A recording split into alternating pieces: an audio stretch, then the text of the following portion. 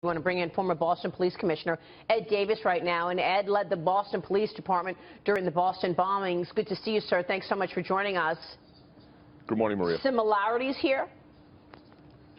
Oh, no question. There are a lot of things that happened the same way, especially the fact that they traveled into troubled areas and may or may not have had training in those areas. I think that is a very similar and unfortunately a profile that we can start to look at.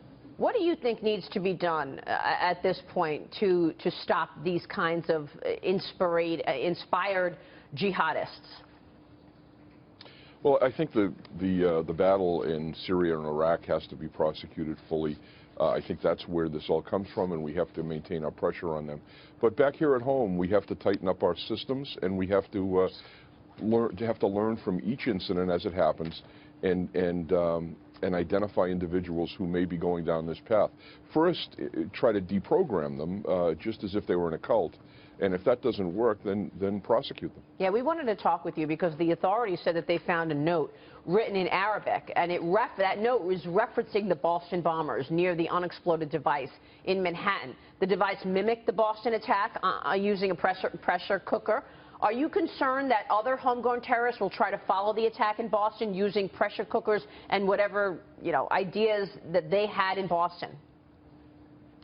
I think that they will, but you have to remember those pressure cooker tactics evolved overseas first. So, to me, this was very similar in motivation and in method of operation, but the technology was very different. They used cellular phone detonators here, which are much more sophisticated than what we saw in the Boston bomb, and the explosive material was much more dangerous to handle. So that, to me, indicates that there's some high-level training here that's much more than just looking at the internet and figuring out how to do this. Commissioner, what did we learn in Boston in your investigation and capture that was used yesterday in Elizabeth, New Jersey? Was there any insights that you guys shared with other federal and local law enforcement agencies? There was one thing in particular, and we learned this from the police commissioner in London after the 7/7 attacks.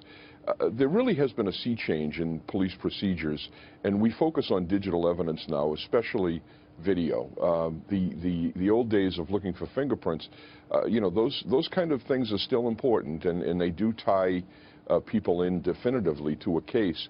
But the first thing we do now is pull all the video and look at that, and especially in a place like New York with such comprehensive coverage, it solves the case for us.